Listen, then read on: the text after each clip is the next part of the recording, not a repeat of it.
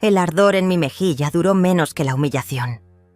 Daniela acababa de abofetearme delante de 30 personas en mi propio cumpleaños. Y nadie, absolutamente nadie, dijo una sola palabra. Todos bajaron la mirada como cobardes mientras mi hija de 42 años me gritaba que era una vieja estúpida que no entendía nada. El silencio fue tan denso que pude escuchar mi propio corazón rompiéndose en pedazos. Pero lo que ella no sabía es que las cámaras de seguridad lo grabaron todo. Y lo que ninguno de ellos imaginaba es que esa bofetada sería la última humillación que me permitiría recibir en mi propia casa. Me llamo Ángela, tengo 69 años y durante décadas fui la madre que dio todo sin pedir nada a cambio, la que trabajó dobles turnos para pagar los estudios universitarios de Daniela, la que cuidó a sus hijos cuando ella quería salir de fiesta, la que le prestó dinero cada vez que llegaba llorando con una nueva crisis financiera, la que le regaló el enganche de su primera casa, la mujer invisible que siempre estaba ahí, como un mueble más, esperando migajas de cariño de una hija que había aprendido a verme solo como un banco ambulante. Esa tarde de sábado, mientras limpiaba la sangre seca de mi labio partido y recogía los pedazos de mi dignidad del suelo de la cocina, tomé la decisión más importante de mi vida. Ya no iba a ser la víctima silenciosa. Ya no iba a permitir que me trataran como si fuera invisible. Daniela y su marido Javier habían cometido un error fatal. Subestimaron a la mujer que les había dado todo. Pensaron que era una anciana indefensa que se dejaría pisotear hasta el final. ¡Qué equivocados estaban!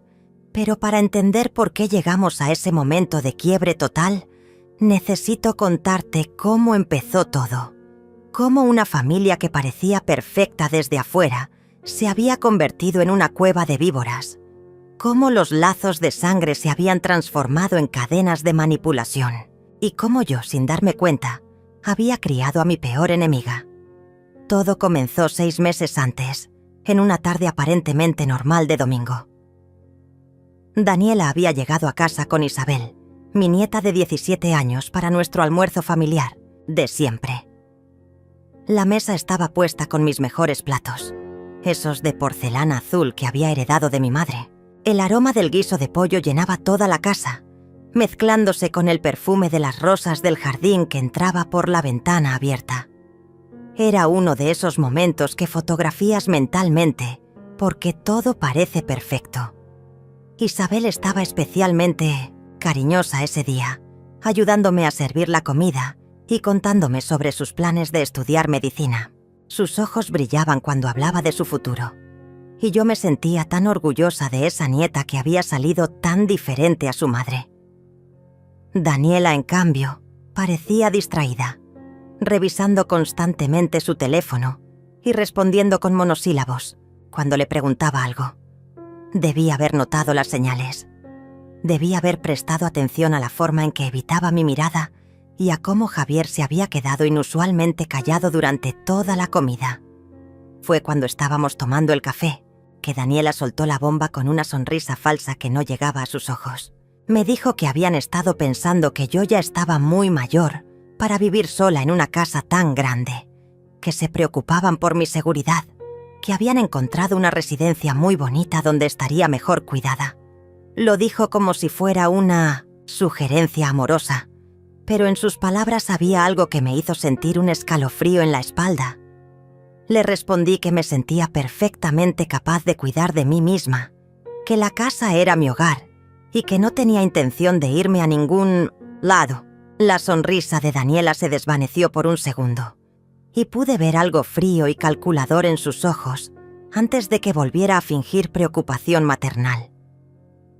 Me dijo que lo pensara, que no tenía que decidir inmediatamente, pero que era importante que fuera realista sobre mis limitaciones. Esa noche, después de que se fueron, me quedé despierta hasta muy tarde, dándole vueltas a la conversación. Había algo en la actitud de Daniela que no me cuadraba. Una urgencia disfrazada de cariño. Una insistencia que sonaba más a presión que a preocupación genuina. Y entonces recordé algo que había notado, pero a lo que no le había dado importancia. Javier había estado midiendo las habitaciones con los ojos, como si estuviera calculando algo. No podía imaginar entonces que esa conversación aparentemente inocente era solo el primer paso de un plan que llevaban meses diseñando. Un plan para quitarme todo lo que había construido durante toda mi vida.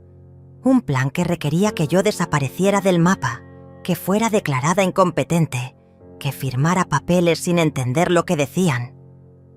Lo que no sabían es que esta vieja, invisible, había aprendido a observar en silencio y a desconfiar de las sonrisas demasiado dulces. La trampa estaba tendida, pero aún no había caído en ella. Todavía me quedaban algunos meses de inocencia antes de descubrir la verdadera naturaleza de las personas que había criado y amado incondicionalmente. Los días siguientes a esa conversación transcurrieron con una normalidad engañosa. Daniela me llamaba más seguido de lo habitual, siempre con el mismo tono meloso preguntando cómo me sentía, si había tenido algún episodio de confusión, si recordaba tomar mis medicamentos. Al principio pensé que realmente se preocupaba por mí, pero había algo en sus preguntas que me incomodaba. Era como si estuviera documentando cada pequeño olvido, cada momento de distracción normal en una mujer de mi edad. Una mañana, mientras regaba las plantas del jardín, noté que había alguien parado al otro lado de la cerca observando mi casa. Era un hombre joven con una libreta en la mano que tomaba notas. Cuando me acerqué para preguntarle qué necesitaba, se fue rápidamente sin decir palabra. Esa misma tarde, Daniela apareció sin avisar con una excusa sobre traerme unos medicamentos que había olvidado comprar. Pasó más tiempo del necesario, revisando los gabinetes de la cocina y preguntándome sobre mis rutinas diarias. Isabel vino a verme el martes siguiente y por primera vez en meses vino sola. Se sentó conmigo en el porche mientras yo pelaba papas para la cena y noté que tenía esa expresión preocupada que ponía cuando algo la molestaba. Me contó que sus padres habían estado teniendo conversaciones susurradas que terminaban abruptamente cuando ella entraba a la habitación. Que había escuchado mencionar mi nombre varias veces, junto con palabras como testamento y poder legal. Le pregunté si sabía de qué se trataba exactamente, pero ella negó con la cabeza, aunque pude ver en sus ojos que sabía más de lo que admitía. Me dijo que la querían mucho, que no importaba lo que pasara, ella siempre estaría de mi lado. Esas palabras me tranquilizaron, pero también me alertaron. ¿Por qué una nieta de 17 años sentía la necesidad de asegurarme su lealtad? Esa noche revisé todos mis documentos importantes. Mi testamento estaba en la caja fuerte, junto con las escrituras de la casa y mis pólizas de seguro. Todo parecía estar en orden, pero decidí hacer una copia de todo y guardarla en otro lugar. Algo me decía que necesitaba proteger esos papeles, aunque no entendía exactamente de qué. La semana siguiente, Javier apareció en mi puerta con una sonrisa que no me convenció. Dijo que pasaba por el barrio y había decidido visitarme. Nunca había hecho eso en los 15 años que llevaba casado con Daniela. Se sentó en mi sala con una actitud extrañamente familiar, como si ya fuera el dueño del lugar. Me habló sobre el mercado inmobiliario, sobre lo mucho que habían subido los precios de las casas en el barrio, sobre lo inteligente que sería vender antes de que bajaran. Le dije que no tenía intención de vender mi casa, que había vivido ahí durante 40 años y pensaba morir ahí. Su sonrisa se tensó ligeramente, pero siguió insistiendo. Me dijo que podría usar el dinero para asegurar mi futuro, que podría invertirlo y vivir cómodamente de los intereses. Cuando le pregunté por qué le interesaba tanto mi situación financiera, se las arregló para cambiar de tema, pero no antes de que notara cómo sus ojos habían recorrido cada rincón de mi sala, calculando su valor. Después de que se fue, Me quedé con una sensación amarga en el estómago. Había algo en la forma en que había hablado de mi futuro, que sonaba más como una sentencia que como una sugerencia. Y había algo en la manera en que había mirado mis cosas que me recordó a un tasador evaluando una propiedad. Los siguientes días comencé a prestar más atención a los detalles que antes había pasado por alto. Daniela tenía llaves de mi casa desde hacía años, pero últimamente había estado entrando sin tocar el timbre. Decía que no quería molestarme si estaba descansando, pero yo siempre había sido una persona que se despertaba con cualquier ruido. Una tarde la encontré en mi estudio, revisando los cajones de mi escritorio. Cuando le pregunté qué buscaba, me dijo que había perdido un arete la última vez que vino y pensó que podría haber caído ahí. Esa noche moví algunos documentos importantes a un lugar donde no los pudiera encontrar. También decidí cambiar la combinación de mi caja fuerte. Había algo en el aire que me ponía nerviosa, una tensión que no podía identificar pero que me mantenía despierta por las noches. El viernes por la mañana recibí una llamada que me heló la sangre. Era de un abogado que decía representar a mi familia y que necesitaba confirmar algunos datos sobre mi condición mental para unos trámites legales. Le dije que no sabía de qué me hablaba, que no había autorizado ningún trámite legal. Hubo un silencio incómodo antes de que me dijera que tal vez había habido una confusión y que me contactaría después.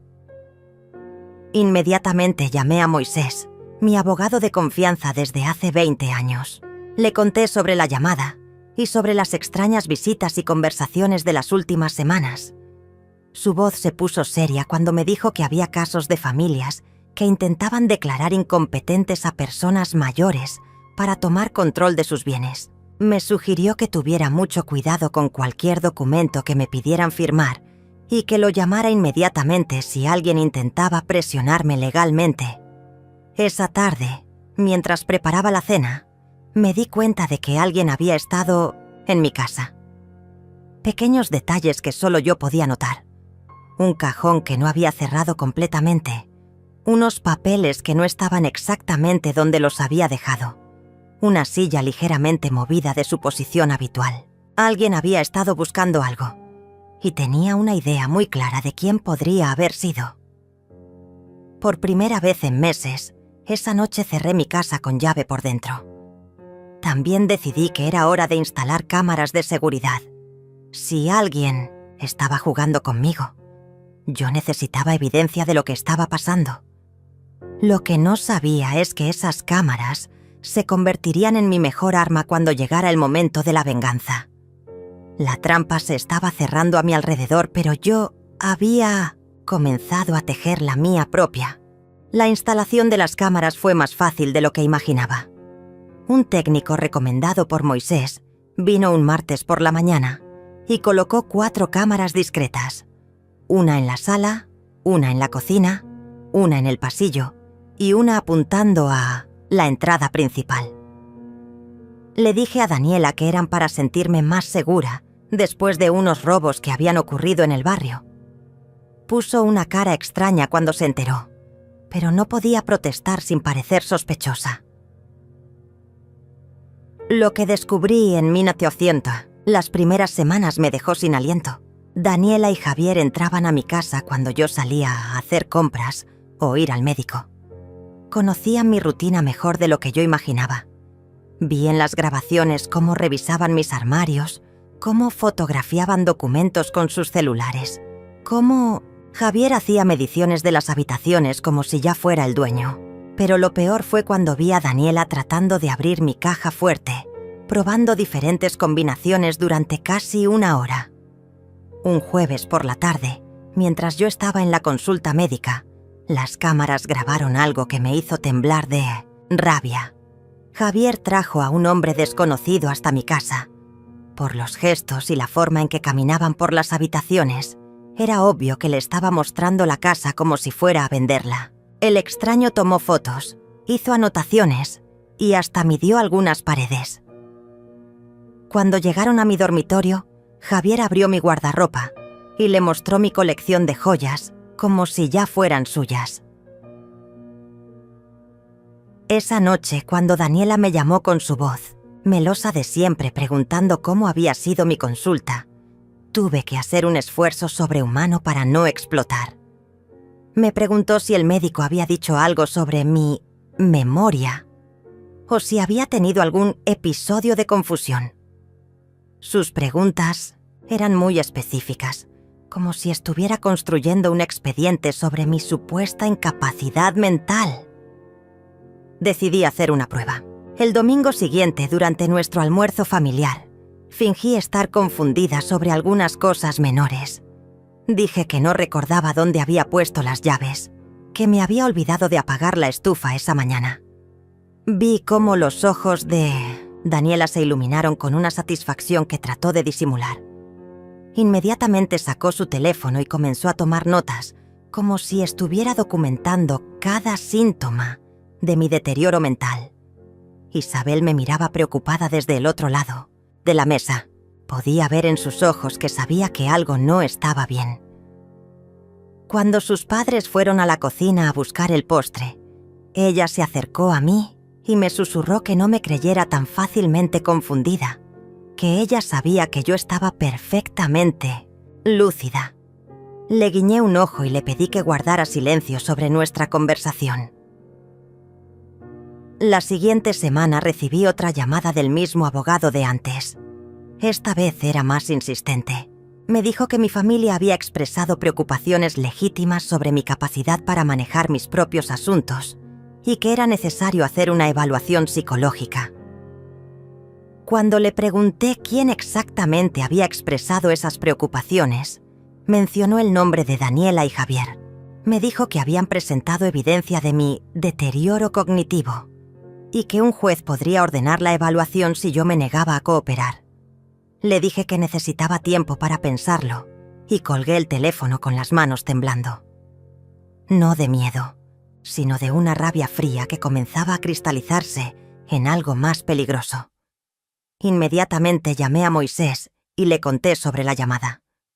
Su voz se volvió grave cuando me explicó que si conseguían que un juez me declarara incompetente, Daniela podría obtener tutela sobre mí y control total sobre mis bienes. Esa tarde revisé minuciosamente todas las grabaciones de las últimas semanas. Lo que vi me confirmó mis peores sospechas. Daniela había estado construyendo un caso en mi contra durante meses. Había documentado cada pequeño olvido, cada momento de distracción normal para una mujer de mi edad. Había grabado conversaciones donde yo parecía confundida, sin mostrar que había sido ella quien me había confundido con información falsa a propósito. Pero había algo más en las grabaciones que me hizo sentir un frío mortal en el estómago. Vi a Javier hablando por teléfono en mi jardín, creyendo que no había nadie cerca. Hablaba sobre acelerar el proceso y sobre la vieja que no se quiere rendir. Mencionó algo sobre tener que ser más convincentes si yo seguía resistiéndome. El tono de su voz cuando dijo eso me hizo entender que ya no se trataba solo de dinero. Se trataba de eliminarme como obstáculo, por las buenas o por las malas. Esa noche, mientras preparaba mi té de siempre en la cocina que había sido mi refugio, durante décadas, tomé una decisión que cambiaría todo. Ya no iba a ser la víctima pasiva que esperaba que las cosas mejoraran solas. Si querían jugar sucio, yo les iba a enseñar que esta vieja invisible había aprendido algunas cosas durante sus 69 años de vida. Saqué mi libreta más bonita y comencé a escribir mi propio plan. Si ellos tenían evidencia falsa de mi incompetencia, yo tenía evidencia real de su traición. Si ellos tenían un abogado, yo tenía a Moisés. Si ellos pensaban que podían manipularme, yo les iba a demostrar que la mujer que había criado a una hija y construido una vida desde cero no se rendía tan fácilmente. La guerra había comenzado, pero ellos aún no lo sabían. Seguían creyendo que tenían el control, que yo era solo una anciana confundida que se dejaría arrastrar hacia su destino sin pelear. Qué sorpresa tan desagradable se iban a llevar cuando descubrieran que la presa se había convertido en cazadora.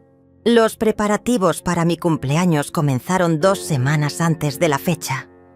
Daniela se mostró extrañamente entusiasmada con la celebración, insistiendo en que fuera una fiesta grande para celebrar dignamente mis 69 años. Quería invitar a todos los vecinos, a sus amigos, incluso a personas que yo apenas conocía. Al principio pensé que había decidido ser una buena hija por una vez, pero las grabaciones de las cámaras me mostraron la verdad. La vi hablando por teléfono con Javier sobre cómo la fiesta sería el momento perfecto para hacer lo que tenían planeado. Mencionó algo sobre tener suficientes testigos y sobre crear una situación que no pudiera negarse después. No entendí completamente de qué hablaba hasta que la escuché practicando frente al espejo de mi baño, ensayando frases como «Ella ya no está bien» y todos pueden ver que no puede cuidarse sola. 3 días antes de mi cumpleaños, Isabel vino a casa llorando. Se sentó conmigo en el porche y me contó que había escuchado a sus padres hablando sobre algo terrible que iban a hacer durante la fiesta. No sabía exactamente qué, pero había oído mencionar palabras como humillación pública y evidencia irrefutable. Me rogó que cancelara la celebración, que dijera que me sentía enferma, cualquier cosa para evitar lo que estaban planeando. Le agarré las manos temblorosas y le dije que no se preocupara, que yo sabía cuidarme sola. Pero por dentro mi mente trabajaba a toda velocidad. Si querían humillarme públicamente, si necesitaban testigos para algo, significaba que el plan que habían estado construyendo durante meses estaba llegando a su punto culminante, y yo tenía que estar preparada para lo peor. Esa noche llamé a Moisés y le pedí que viniera a mi casa urgentemente. Cuando llegó, le mostré todas las grabaciones que había recopilado durante las últimas semanas. Vi cómo su expresión se oscurecía mientras veía a mi propia hija conspirando contra mí en mi propia casa. Le conté sobre la llamada del abogado y sobre los planes que habían mencionado para la fiesta. Moisés se quedó callado durante largos minutos después de ver todo. Finalmente me dijo que lo que estaban haciendo era criminal, que tenían suficiente evidencia para denunciarlos por violación de domicilio, intento de fraude y conspiración. Pero también me advirtió que si esperábamos hasta después de que ejecutaran su plan, podría ser más difícil revertir el daño. Me sugirió que confrontara a Daniela inmediatamente, que le mostrara las grabaciones y la amenazara con denunciarla si no desistía. Pero yo tenía una idea diferente. Si querían jugar el juego de la humillación pública, yo iba a dejar que lo jugaran, pero las reglas iban a ser mías, no suyas. Le pedí a Moisés que se asegurara de que las cámaras estuvieran funcionando perfectamente el día de la fiesta y que tuviera todos los documentos legales listos para lo que pudiera pasar. También le pedí que trajera una copia certificada de mi evaluación psicológica más reciente, la que había pedido en secreto la semana anterior y que confirmaba que estaba perfectamente competente, mental y físicamente. El día antes de mi cumpleaños, mientras decoraba la casa para la fiesta que se había convertido en el campo de batalla, recibí una visita inesperada. Era el mismo hombre que había visto midiendo mi casa en las grabaciones.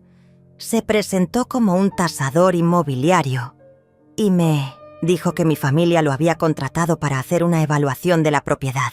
Cuando le pregunté quién específicamente lo había contratado, mencionó el nombre de Javier como su contacto principal. Le dije educadamente que no había autorizado ninguna tasación y que tendría que marcharse. Su actitud cambió inmediatamente. Me dijo que tenía una orden legal para hacer la evaluación y que yo no podía impedírselo. Cuando le pedí que me mostrara esa supuesta orden, comenzó a tartamudear y finalmente admitió que no tenía ningún documento oficial. Lo eché de mi propiedad amenazándolo con llamar a la policía. Esa noche, mientras me acostaba en mi cama por última vez, como una mujer inocente que todavía creía en la bondad de su familia, pensé en todo lo que había perdido ya. No solo había perdido a la hija que creía haber criado, sino también la ingenuidad que me había mantenido vulnerable durante tantos meses. Mañana descubriría hasta dónde estaban dispuestos a llegar para conseguir lo que querían. Lo que no sabían es que yo también tenía mis propios límites, y estaban a punto de cruzar el último de ellos. La mañana de mi cumpleaños amaneció con un cielo gris que parecía presagiar tormenta. Mientras preparaba los últimos detalles para la fiesta, cada sonido me parecía amplificado, cada movimiento calculado. Daniela llegó temprano con cajas de decoraciones adicionales y una sonrisa que no llegaba a sus ojos. Se movía por mi casa con una familiaridad extraña, como si ya fuera la dueña del lugar. Javier apareció una hora después con más invitados de los que yo había esperado. Reconocí a algunos vecinos, pero había muchas caras desconocidas. Cuando le pregunté a Daniela quiénes eran todas esas personas, me dijo vagamente que eran amigos de la familia que querían conocerme. Algo en la forma en que se miraban entre ellos me hizo sospechar que su presencia no era casual. Isabel llegó justo antes de que comenzara la fiesta. Me abrazó más fuerte de lo normal y me susurró al oído que me amaba mucho, sin importar lo que pasara. Sus ojos estaban rojos como si hubiera estado llorando, y cuando traté de preguntarle qué le pasaba, Daniela la apartó rápidamente de mí con la excusa de que tenía que ayudar con los preparativos. A las 4 de la tarde, mi sala estaba llena de gente que hablaba en voz baja mientras me miraban con una mezcla de lástima y curiosidad. Las conversaciones se detenían cuando yo me acercaba y se reanudaban en susurros cuando me alejaba. Era como si todos supieran algo que yo no sabía, como si estuvieran esperando que pasara algo específico. Daniela se acercó a mí con una copa de vino y una sonrisa que ahora podía ver claramente como falsa. Me dijo que quería hacer un brindis especial, que había preparado unas palabras muy emotivas para la ocasión. Mientras hablaba, noté que varios de los invitados desconocidos habían sacado sus teléfonos y parecían estar preparándose para grabar algo. En ese momento entendí que había llegado la hora. Todo el teatro, toda la preparación, había sido para este momento. Daniela iba a ejecutar su plan final delante de todos estos testigos, y yo tenía que estar lista para recibir el golpe que había estado esperando durante semanas. Lo que ella no sabía es que yo también había estado preparándome, y que el golpe más devastador no iba a ser el que ella me diera a mí, sino el que yo le devolvería cuando menos lo esperara. Daniela se colocó en el centro de la sala con su copa alzada, y un silencio expectante llenó el ambiente. Todos los invitados formaron un semicírculo a su alrededor, y pude ver cómo varios de ellos tenían sus teléfonos listos para grabar. La escena estaba perfectamente orquestada, como una obra de teatro donde yo era la única que no conocía mi papel. «Quiero hacer un brindis muy especial por mi madre», comenzó Daniela con una voz que temblaba de emoción fingida. «Una mujer que ha dado tanto por nuestra familia, que se ha sacrificado toda su vida por nosotros». Las palabras sonaban hermosas, pero había algo venenoso en su tono que solo yo podía detectar. Continuó hablando sobre mi generosidad y mi dedicación, pero cada elogio sonaba como una despedida. Entonces cambió el tono. Su voz se volvió más seria, más preocupada. «Pero también quiero hablar de algo que nos tiene muy preocupados como familia», dijo, mirándome directamente a los ojos. «Mamá ha estado teniendo algunos episodios últimamente. Olvidos importantes, confusión, momentos donde no parece reconocer dónde está». Los murmullos de preocupación comenzaron a circular entre los invitados. Sentí cómo mi cara se calentaba de la humillación, pero me mantuve callada. Sabía que esto era solo el comienzo. Daniela continuó inventando historias sobre supuestos episodios de demencia que yo nunca había tenido. Habló sobre cómo me había encontrado perdida en mi propio jardín, sobre cómo había olvidado el nombre de mis propios nietos, sobre cómo había dejado la estufa encendida varias veces. Como familia responsable, dijo con una solemnidad teatral, hemos decidido que ya no es seguro que mamá viva sola. Hemos encontrado una residencia maravillosa donde podrá recibir el cuidado que necesita. Los invitados asentían comprensivamente. Algunos incluso parecían emocionados por la difícil decisión que había tomado mi dedicada hija. Fue entonces cuando me di cuenta de para qué servían todos estos testigos. No estaban ahí para celebrar mi cumpleaños. Estaban ahí para ser testigos de mi supuesta incapacidad, para corroborar la versión de Daniela sobre mi deterioro mental. Era una puesta en escena perfecta para construir un caso legal contra mí. Me levanté lentamente de mi silla y todos los ojos se dirigieron hacia mí. «Daniela», dije con una voz que traté de mantener calmada.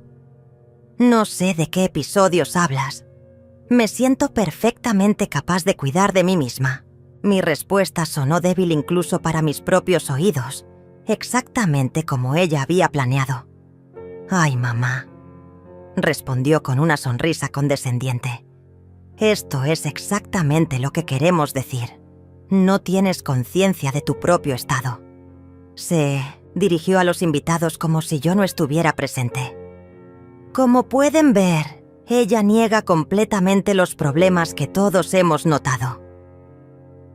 Javier se acercó entonces con una carpeta en las manos.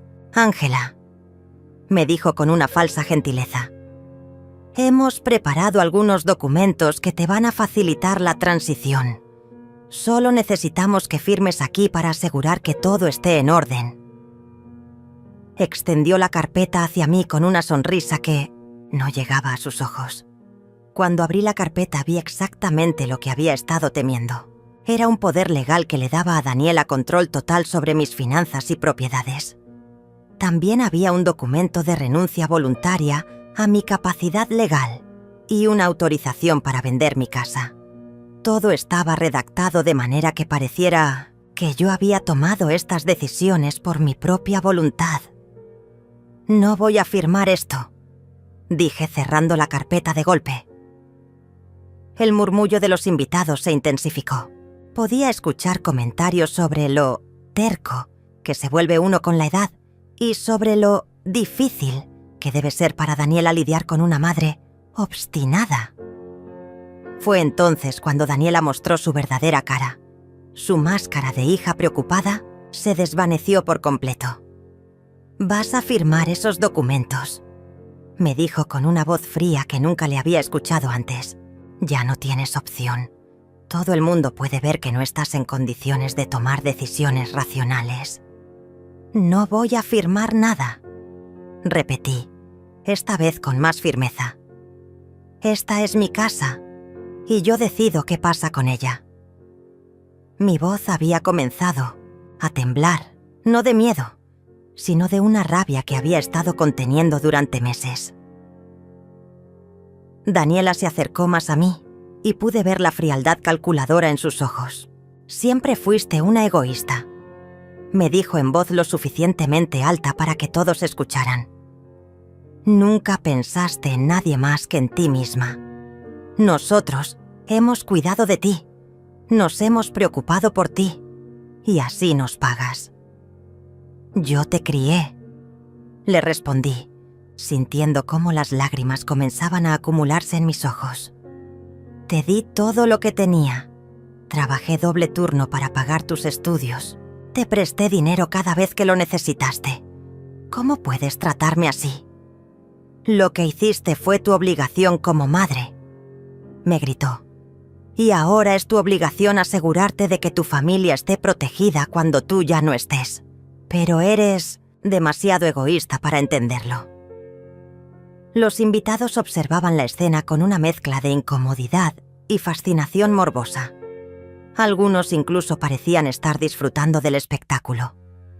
Isabel estaba en una esquina llorando silenciosamente, pero cuando traté de buscar su mirada, Javier se interpuso entre nosotras. Fue en ese momento cuando Daniela cruzó la línea de la que no habría retorno. Se acercó a mí con la carpeta en la mano y me dijo con una voz que era puro veneno: «Vas a firmar estos documentos ahora mismo, vieja estúpida, o vas a lamentarlo por el resto de tu patética vida». Y entonces, delante de 30 personas, en mi propia casa, en mi cumpleaños, mi propia hija levantó la mano y me dio la bofetada más humillante de mi vida. El sonido de la bofetada resonó en el silencio absoluto que siguió. 30 pares de ojos me miraban mientras yo me llevaba la mano a la mejilla, ardiente, sintiendo el sabor metálico de la sangre en mi labio partido. Nadie se movió. Nadie dijo una palabra. Algunos incluso bajaron la mirada como si hubieran presenciado algo tan vergonzoso que no podían enfrentarlo. Daniela se quedó parada frente a mí con la mano todavía levantada, respirando agitadamente. En sus ojos había una satisfacción cruel que me hizo entender que había estado esperando este momento durante mucho tiempo. No era solo sobre el dinero o la casa, era sobre poder. Era sobre demostrarme que ya no era nada, que podía humillarme delante de todo el mundo sin consecuencias. ¿Ahora entiendes?, me dijo con una voz fría como el hielo. Ya no mandas aquí, ya no decides nada. Vas a firmar esos papeles porque no tienes otra opción. Javier se acercó con una sonrisa satisfecha, como si hubiera estado esperando este momento tanto como su esposa. Miré alrededor de la sala, buscando una cara amiga, alguien que se indignara por lo que acababa de presenciar. Pero todos evitaban mi mirada. Los vecinos que habían comido en mi mesa durante años, que habían venido a pedirme favores, que habían llorado en mi hombro cuando tenían problemas, ahora me miraban como si fuera una anciana loca que había provocado su propia humillación. Isabel intentó acercarse a mí, pero Javier la detuvo con una mano firme en el hombro. «Es mejor que no te metas en esto», le dijo con una voz amenazante. «Son asuntos de adultos». Mi nieta me miró con los ojos llenos de lágrimas, pero pude ver en su expresión que tenía miedo. Miedo de sus propios padres. «Última oportunidad», me dijo Daniela, extendiendo la carpeta hacia mí. «Firma ahora y esto puede terminar aquí, o puedo hacer que esto sea mucho más difícil para ti». La amenaza estaba clara. Si no firmaba voluntariamente, iban a usar este espectáculo público como evidencia de mi comportamiento irracional para forzar una declaración de incompetencia. En ese momento, algo se rompió dentro de mí. Pero no fue mi espíritu. Fue la última conexión emocional que tenía con la mujer que había criado durante 42 años. La hija por la que había sacrificado todo ya no existía. En su lugar había una extraña cruel que estaba dispuesta a destruirme por dinero. «No», dije con una voz que sonó más calmada de lo que me sentía. «No voy a firmar nada». Me enderecé y la miré directamente a los ojos. «Y quiero que todos ustedes salgan de mi casa, ahora». Daniela se rió, pero era una risa sin humor. «¿Tu casa?», dijo con sarcasmo. «En unas semanas esta va a ser mi casa, y tú vas a estar en una residencia donde perteneces». Se dirigió a los invitados como si fuera una presentación. «Como pueden ver, el deterioro mental es muy evidente. No puede tomar decisiones racionales». Fue entonces cuando decidí dar el primer golpe de mi contraataque. «Daniela», le dije con una voz que era pura acero, «¿de verdad crees que soy tan estúpida como piensas?». La sonrisa se desvaneció ligeramente de su cara. «¿Crees que no he notado que entras a mi casa cuando no estoy? ¿Que revisas mis documentos? ¿Que trajiste a un tasador sin mi permiso?». Su expresión cambió completamente. Por primera vez en toda la tarde parecía insegura. Javier se acercó más, como si quisiera protegerla de mis palabras. «No sabemos de qué hablas», dijo, pero su voz no sonaba convincente. «Claro que saben», continué, sintiendo cómo la adrenalina comenzaba a correr por mis venas. «Sé que han estado planeando esto durante meses. Sé de las llamadas de abogados. Sé de los documentos que han estado preparando. Y sé que pensaron que era demasiado vieja y estúpida para darme cuenta». El silencio en la sala había cambiado. Ya no era el silencio incómodo de la humillación. Era el silencio tenso de la expectativa. Algunos invitados comenzaron a intercambiar miradas confundidas, como si empezaran a darse cuenta de que había algo más complejo sucediendo. «Estás delirando», dijo Daniela, pero había perdido la confianza que había mostrado momentos antes. «Esto es exactamente lo que queremos decir sobre tu estado mental». Pero su voz temblaba ligeramente, y pude ver cómo sus ojos se movían nerviosamente por la habitación. «¿Sabes qué es lo más triste de todo esto?», le pregunté, sintiendo cómo una calma extraña se apoderaba de mí. «Que realmente creías que podías hacerme esto, que podías humillarme, robarme y deshacerte de mí como si fuera basura, que podías usar a estos pobres vecinos como testigos de tu teatro». Javier se acercó amenazantemente. «Ya basta», me dijo con una voz peligrosa. «Has causado suficiente drama. Va a firmar esos documentos ahora mismo, o vamos a tener que llamar a las autoridades para que evalúen su capacidad mental». Fue entonces cuando sonreí por primera vez en toda la tarde. Era una sonrisa que había aprendido en 69 años de vida. La sonrisa de una mujer que había decidido dejar de ser víctima. «Adelante», le dije. «Llama a quien quieras. Pero antes de que hagas eso, hay algo que todos ustedes necesitan saber». Me dirigí hacia la ventana donde había colocado una de mis cámaras de seguridad semanas atrás. Durante los últimos 2 meses, he estado grabando todo lo que pasa en esta casa. Cada visita no autorizada, cada documento que fotografiaron, cada conversación que pensaron que era privada. Todo. El color se desvaneció completamente del rostro de Daniela. Javier se quedó paralizado como si hubiera visto un fantasma. Y en ese momento supe que había ganado la primera batalla de una guerra que apenas estaba comenzando. «Ahora», dije con una voz que era pura autoridad, «todos ustedes van a salir de mi casa y mañana van a descubrir exactamente qué pasa cuando se subestima a una vieja que ha aprendido a defenderse». La sala se vació más rápido de lo que se había llenado.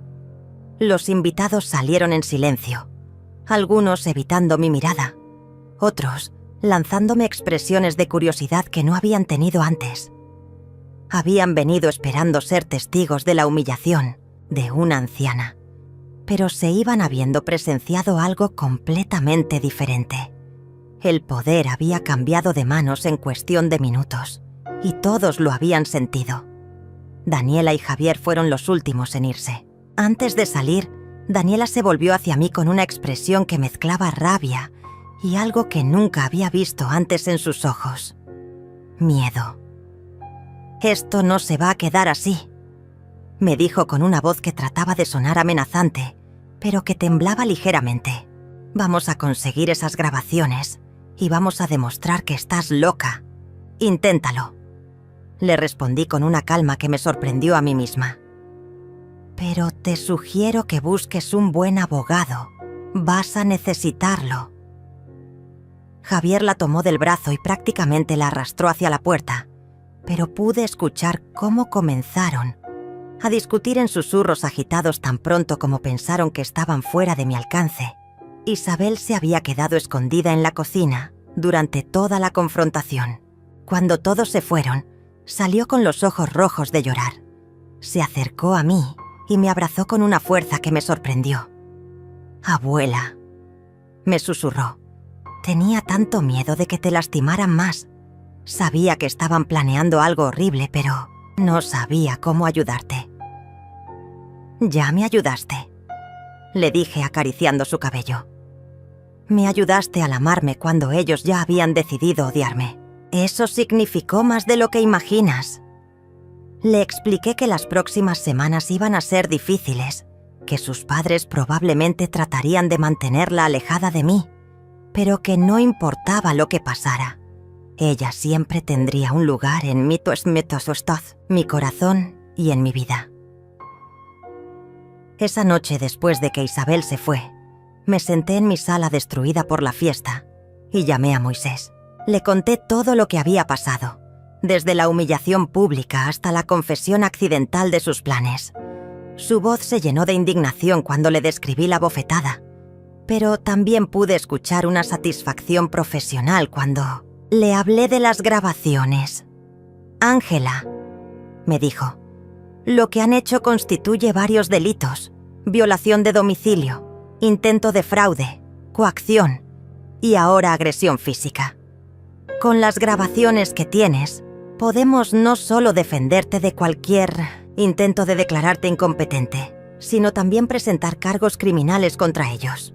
Hicimos una cita para la mañana siguiente para revisar toda la evidencia y planear nuestra estrategia. Pero antes de dormir, tenía algunas llamadas que hacer. La primera fue a la empresa donde trabajaba Daniela. Había investigado discretamente y sabía que tenía un puesto importante en recursos humanos, un trabajo que requería integridad moral irreprochable. Le expliqué a la persona que contestó que tenía evidencia de que una de sus empleadas había cometido agresión física contra un familiar mayor y que estaría enviando la documentación por correo certificado a primera hora de la mañana. La segunda llamada fue más difícil emocionalmente. Llamé a mi banco y les informé que iba a cambiar mi testamento y mis beneficiarios. Durante 40 años había pensado en Daniela como mi heredera universal, pero esa mujer había muerto para mí el momento en que levantó la mano contra mí. Isabel sería mi nueva heredera principal, junto con algunas organizaciones benéficas que realmente ayudaban a personas mayores vulnerables. La tercera llamada fue la más satisfactoria. Contacté a un agente inmobiliario que me había estado enviando cartas durante meses, interesado en comprar casas en mi barrio para un desarrollo nuevo.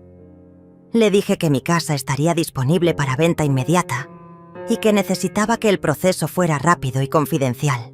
Me aseguró que podía tener una oferta seria en menos de una semana. Durante los siguientes 3 días, ejecuté mi plan con una precisión que me sorprendió a mí misma. Moisés me ayudó a preparar toda la documentación legal. Las grabaciones fueron copiadas y certificadas. Se enviaron copias al empleador de Daniela, junto con una explicación detallada de lo que mostraban. También se prepararon denuncias criminales que se presentarían si ellos intentaban cualquier acción legal contra mí. El martes por la mañana recibí la primera señal de que mi contraataque estaba funcionando. Daniela me llamó histérica, gritando que había perdido su trabajo. Me decía que era una vieja vengativa, que había arruinado su carrera por un malentendido. Cuando le pregunté qué parte de darme una bofetada delante de 30 personas había sido un malentendido, colgó el teléfono. El miércoles, el agente inmobiliario vino con una oferta que era mejor de lo que había esperado. Una empresa de desarrollo quería comprar mi casa inmediatamente, sin condiciones, por un precio que era 30% más alto que el valor de mercado. Firmé los papeles esa misma tarde, con la condición de que podía quedarme en la casa durante un mes más para organizar mi mudanza. El jueves recibí otra llamada furiosa, esta vez de Javier. Había descubierto de alguna manera que había vendido la casa. Me gritó que no podía hacer eso, que era ilegal, que iban a demandarme. Le dije calmamente que era mayor de edad y mentalmente competente, y que podía vender mi propia propiedad cuando quisiera. Cuando amenazó con ir a mi casa a arreglar las cosas personalmente, le recordé que tenía cámaras de seguridad y que cualquier amenaza adicional sería reportada a la policía. El viernes por la mañana, Isabel llegó a mi casa llorando nuevamente. Sus padres habían descubierto que yo había cambiado mi testamento y estaban furiosos. La habían interrogado durante horas, tratando de que confesara si había estado conspirando conmigo. Le habían prohibido verme y amenazado con echarla de la casa si desobedecía. «No importa», le dije abrazándola fuerte. «En 3 semanas voy a mudarme a un apartamento precioso cerca del centro, y tú siempre vas a ser bienvenida ahí. Y cuando cumplas 18 el próximo año, vas a tener los recursos para ir a la universidad que quieras, sin depender de nadie que pueda chantajearte».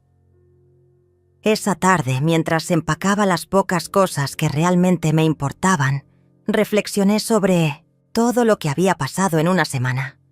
Una semana atrás era una víctima silenciosa, esperando ser destruida por su propia familia. Ahora era una mujer libre que había recuperado el control de su vida y había asegurado el futuro de la única persona que realmente la amaba. Pero sabía que esto era solo el comienzo. Daniela y Javier no se iban a rendir fácilmente. Iban a intentar una última jugada desesperada y yo tenía que estar preparada para el golpe final. El contraataque llegó exactamente cuando lo esperaba. Un lunes por la mañana, 2 semanas después de mi cumpleaños, sonó el timbre de mi casa con una insistencia agresiva. Cuando abrí la puerta, encontré a Daniela acompañada de 2 hombres, que se presentaron como trabajadores sociales y un psiquiatra. También había un oficial de policía que parecía incómodo con toda la situación. «Mamá», me dijo Daniela con una voz que fingía preocupación, pero que no podía ocultar su desesperación. «Hemos tenido que tomar medidas drásticas. Estos profesionales están aquí para hacer una evaluación de tu capacidad mental. Tu comportamiento errático de las últimas semanas nos ha obligado a actuar». Uno de los trabajadores sociales, un hombre joven que evitaba mi mirada, me explicó que habían recibido una denuncia sobre una persona mayor que estaba tomando decisiones financieras irracionales y que mostraba signos de deterioro cognitivo. Mencionó la venta impulsiva de mi casa y los cambios drásticos en mi testamento como evidencia de mi supuesta incapacidad. «Entiendo», les dije con una calma que pareció sorprenderlos. «Por favor, pasen, pero antes de que comenzamos con cualquier evaluación, hay algunas cosas que ustedes necesitan saber». Los guié hasta mi sala, donde había preparado cuidadosamente varios documentos sobre la mesa de centro. El psiquiatra, una mujer mayor que parecía más profesional que sus acompañantes, tomó asiento y sacó una carpeta. «Señora Ángela», me dijo, «entendemos que esto puede ser incómodo, pero es un proceso necesario para asegurar su bienestar». Su tono era gentil pero firme. «Doctora», le respondí, «antes de que comencemos, me gustaría mostrarle mi evaluación psicológica más reciente». Le entregué el documento certificado que había obtenido 2 semanas antes. Como puede ver, fue realizada hace menos de un mes por el doctor Ramírez del Hospital General y confirma que estoy en plenas facultades mentales. La expresión del psiquiatra cambió mientras leía el documento. Era evidente que no esperaba encontrarse con una evaluación profesional tan reciente y completa. Daniela se acercó rápidamente, tratando de ver los papeles. «Eso tiene que ser falso», dijo con una voz aguda. «Ella nunca me dijo que se había hecho ninguna evaluación».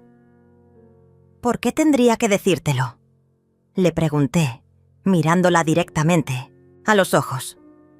«¿Desde cuándo tengo que pedirte permiso para cuidar de mi propia salud?». Me dirigí al grupo de profesionales. Como pueden ver en esa evaluación, estoy perfectamente capacitada para tomar mis propias decisiones.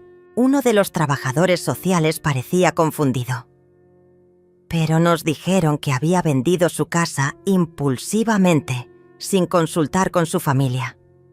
Su voz tenía menos autoridad que cuando habían llegado. Vendí mi casa porque quise hacerlo. Expliqué pacientemente. Es mi propiedad, y como mujer adulta y mentalmente competente, tengo derecho a venderla cuando considere conveniente. Saqué la documentación de la venta. Como pueden ver, recibí asesoría legal completa y el precio fue excelente. Daniela estaba perdiendo el control. «Pero nunca nos consultó», gritó. «Siempre hablábamos de estas cosas. Su comportamiento es completamente diferente». Se dirigió a los profesionales con desesperación. «Ella antes era una mujer muy dependiente de nuestra opinión. Esto no es normal».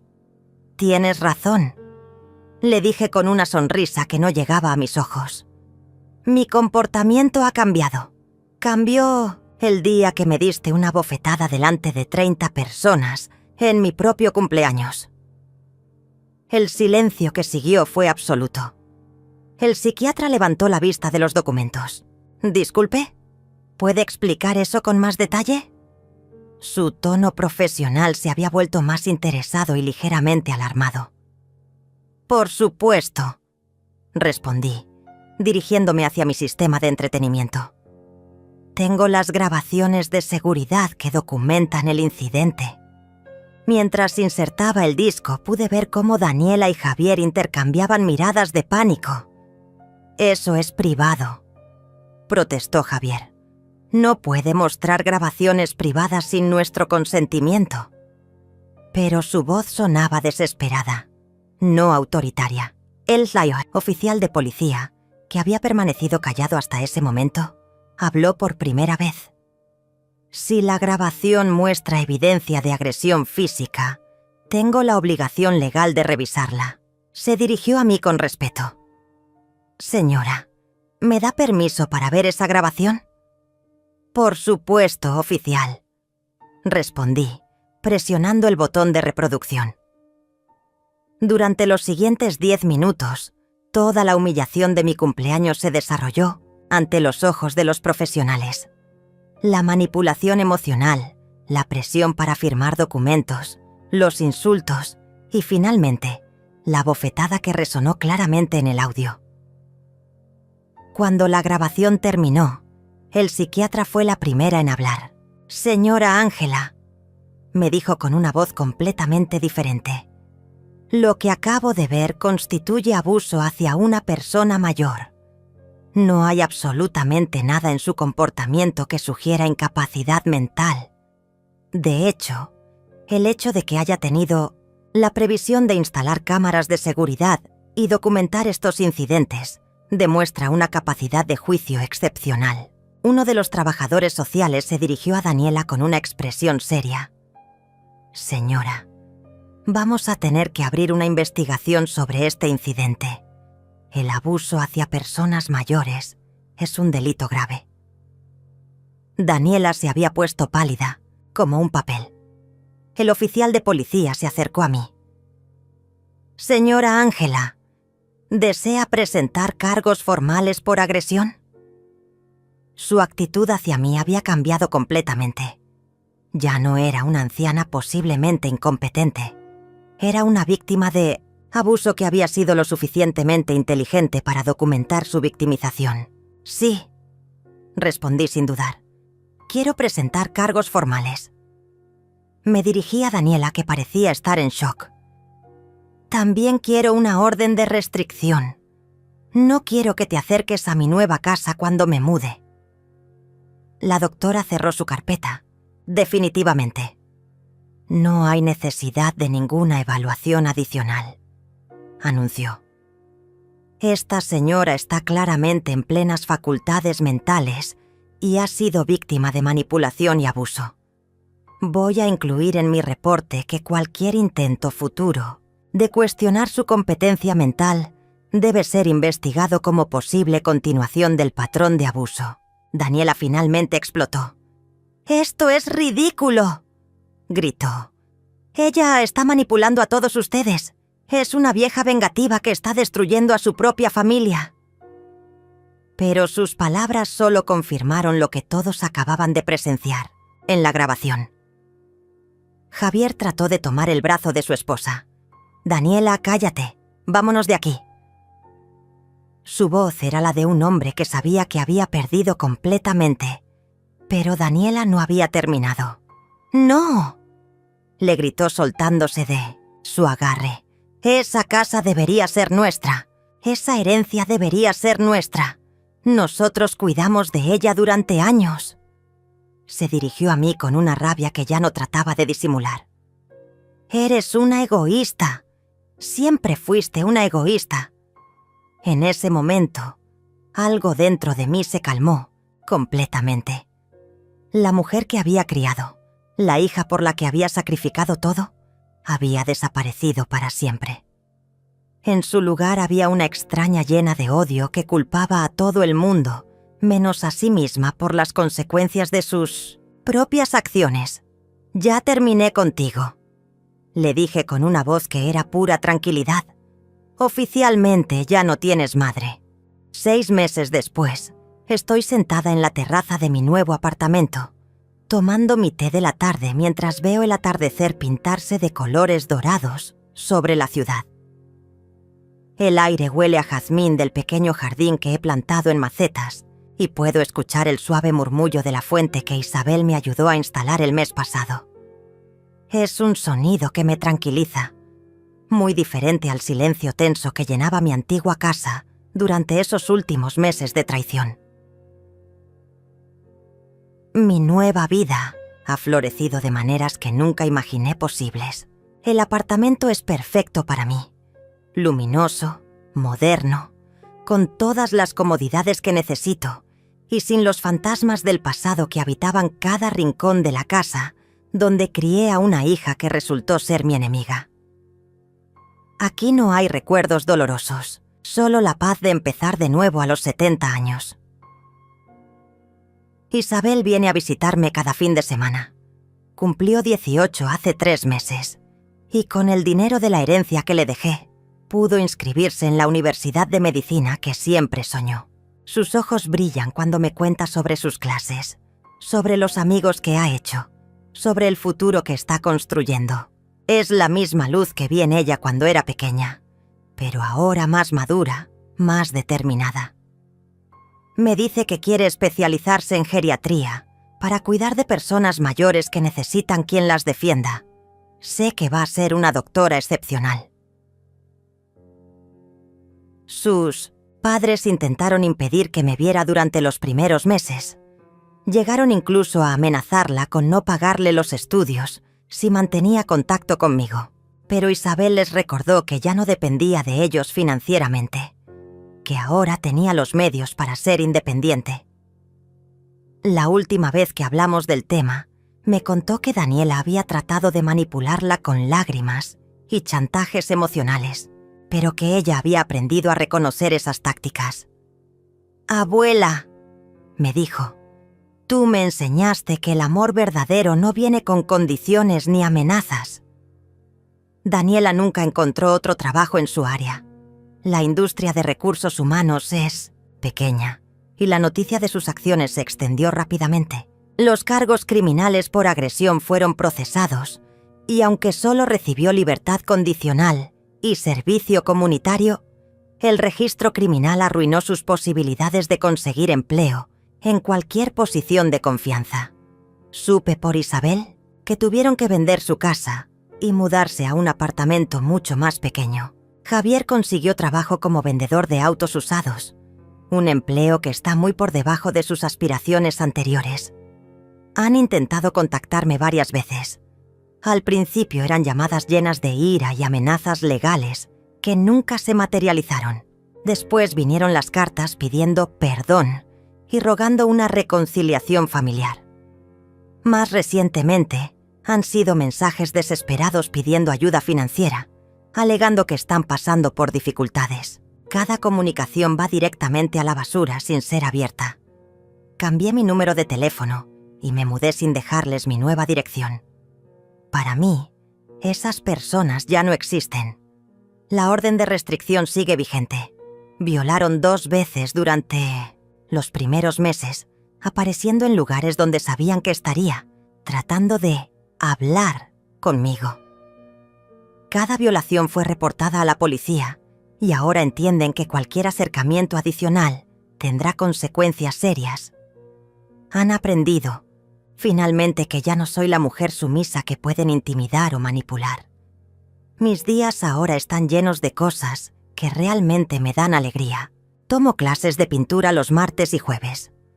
He descubierto que tengo talento para los paisajes y mi instructor dice que mis trabajos muestran una liberación emocional que es muy poderosa. Los miércoles trabajo como voluntaria en un centro para personas mayores, ayudando a otras mujeres que han pasado por situaciones similares a la mía.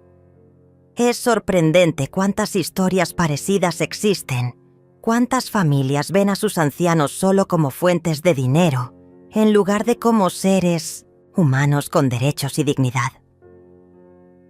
Los viernes por la noche Isabel y yo cocinamos juntas y me cuenta sobre sus estudios y sus planes. A veces habla de sus padres, pero cada vez menos. El dolor de perder a la familia que creyó tener se está sanando lentamente, reemplazado por la comprensión de que el amor verdadero no se basa en la sangre, sino en el respeto mutuo y la genuina preocupación por el bienestar del otro. Anoche, mientras organizaba mis papeles, encontré una foto vieja de Daniela cuando tenía 5 años. En la imagen está abrazándome después de su primer día de escuela, con una sonrisa radiante y los ojos llenos de amor genuino. Por un momento sentí una punzada de tristeza, no por la mujer en la que se convirtió, sino por la niña inocente que fue. Pero entonces recordé que las decisiones que tomó como adulta borraron completamente a esa niña. Guardé la foto en una caja en el fondo de mi armario. Algunos recuerdos es mejor dejarlos en el pasado. Esta mañana recibí una carta del bufete de abogados que maneja las donaciones que hice con parte del dinero de la venta de la casa. La Fundación para Personas Mayores Víctimas de Abuso Familiar ha podido ayudar a 53 mujeres en situaciones similares a la mía durante los últimos 6 meses. Cada una de esas mujeres recuperó su dignidad y su autonomía gracias, en parte, a lo que yo viví. Eso le da un sentido completamente nuevo a todo el dolor que pasé. Isabel me preguntó la semana pasada si alguna vez me arrepiento de haber sido tan drástica, si extraño tener una hija. Le respondí que no extraño a la mujer que intentó destruirme, pero que sí lamento profundamente no haber criado mejor a la niña que una vez fue. Tal vez fui demasiado permisiva, tal vez le di demasiado sin enseñarle el valor del esfuerzo, tal vez no le mostré que el amor viene con responsabilidades, pero esos arrepentimientos ya no me consumen. A los 70 años he aprendido que mirar hacia atrás con culpa es una pérdida de tiempo. Lo importante es el presente. Y mi presente está lleno de paz, dignidad y del amor genuino de una nieta que eligió quedarse a mi lado cuando todo se derrumbó. Mientras el sol se oculta completamente y las primeras estrellas comienzan a aparecer, cierro los ojos y siento una gratitud profunda. Gratitud por haber tenido la fuerza de defenderme. Gratitud por haber aprendido que nunca es demasiado tarde para recuperar el control de tu propia vida. Gratitud por Isabel, que me demostró que el amor verdadero existe y que vale la pena cualquier sacrificio. Mañana será otro día de mi nueva vida, una vida que construí desde las cenizas de la traición familiar, una vida donde nadie puede humillarme, donde nadie decide por mí, donde mis días me pertenecen completamente. Daniela perdió una madre, pero yo gané mi libertad, y en este intercambio, yo fui quien salió victoriosa. Me levanto lentamente de mi silla, recojo mi taza de té vacía y entro a mi hogar. Mi verdadero hogar, donde cada objeto me pertenece, donde cada decisión es mía, donde cada día que amanece es una confirmación de que elegí correctamente. Ellos nunca más tocaron mi nombre y yo nunca más volví a ser la mujer invisible que fui durante tantos años.